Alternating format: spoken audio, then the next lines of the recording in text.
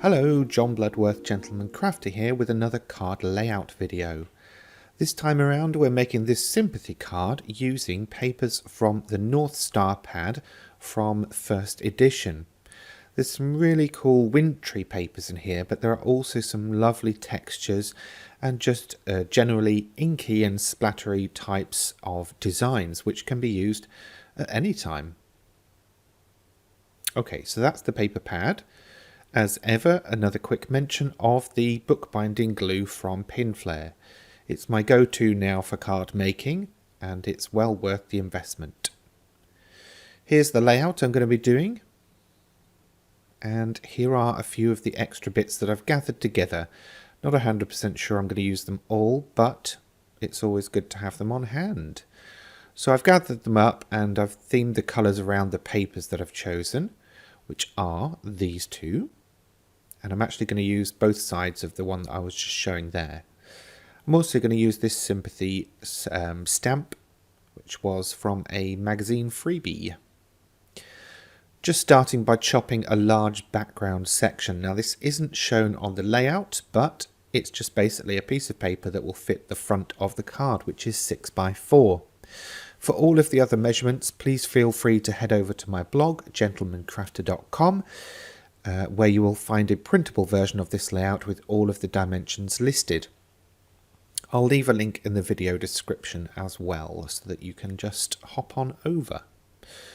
Right, so I've got some bits chopped down. Now I'm going to do a bit of die cutting, starting with my smallest circle.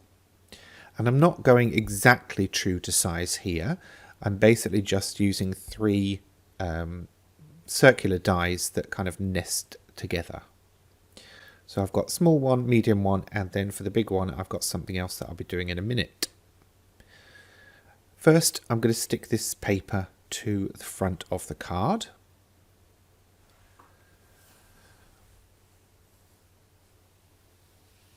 I did have a comment the other week when I was making the cards from the papers that to be more frugal you just crop a piece down and stick it to the front of the card. If that's what you want to do, you do that. On this occasion I did, on other occasions I won't. That's the way things go. I had mint ink the paper before I stuck it to the card, but I did it after I stuck it to the card.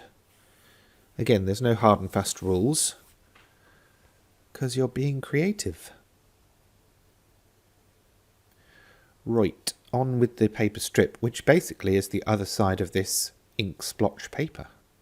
So I didn't even have to get another piece. And I know how far up the card it's going to be, so I was just using my gridded ruler there to find the position and make sure it goes on straight. There we go. Okay, now for the sentiment. I'm going to use a dark blue pigment ink to ink this up with. And then I'm going to heat emboss it with a sort of a very steely dark blue embossing powder from Simon Says Stamp. I could have just worked with the stamped image, but I thought it'd be nice to have something a little bit extra.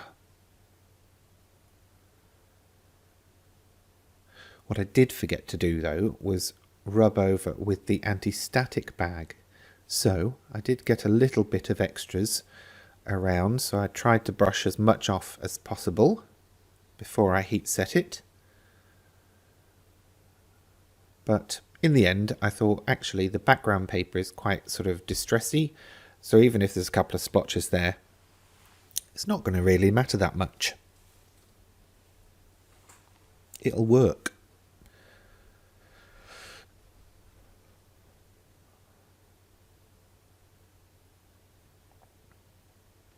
Back in the pot with the excess powder. I'm trying to stay tidy still. And then I'm going to just use a bit of masking tape to tape this in place, tape the circular die in place in fact, as it's going through the die cutting machine. And I like the way that the swirls extend beyond the circle. It kind of makes it have a connected feel, especially once I got the shading done around the edges that I'm just doing now.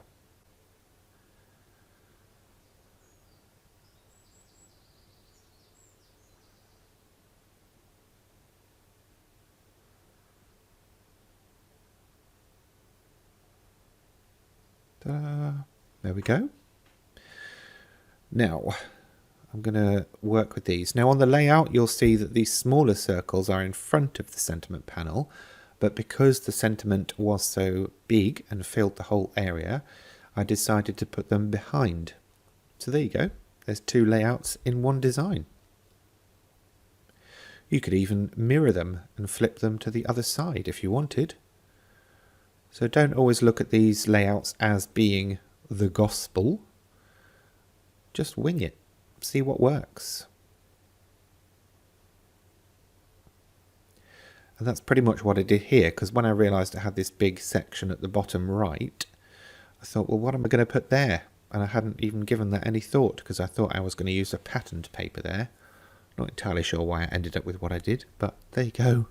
So I reached for a couple of floral dies, a leaf die, and a couple of extra bits of cardstock. Thankfully, all that rummaging was edited out, otherwise it would have been a pretty blank video. Yes, so I die cut them out and gave the flowers a little shaping in the palm of my hand, layered them up, and then started assembling it all on that embellishment topper section.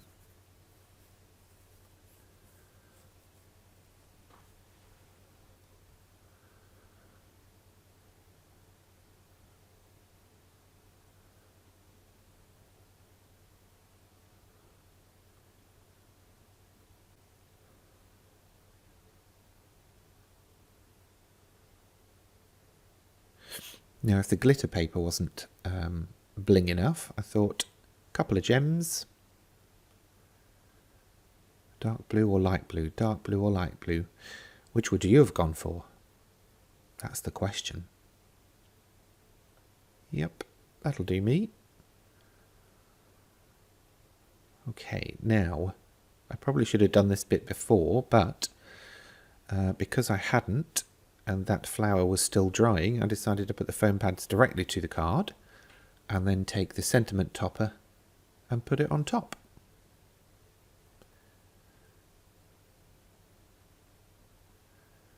And then just to sort of frame that sentiment topper, I decided to put a couple of gems on the darker background in a different colour. And there we go, that's layout number 35. Thanks for watching, and why not check out the rest while you're here. That's it for this time. If you've enjoyed this video, please remember to give it a thumbs up, and if you have any questions, feel free to leave them in the comments section below. And for more from me in the future, please remember to subscribe to this channel. Thanks for watching.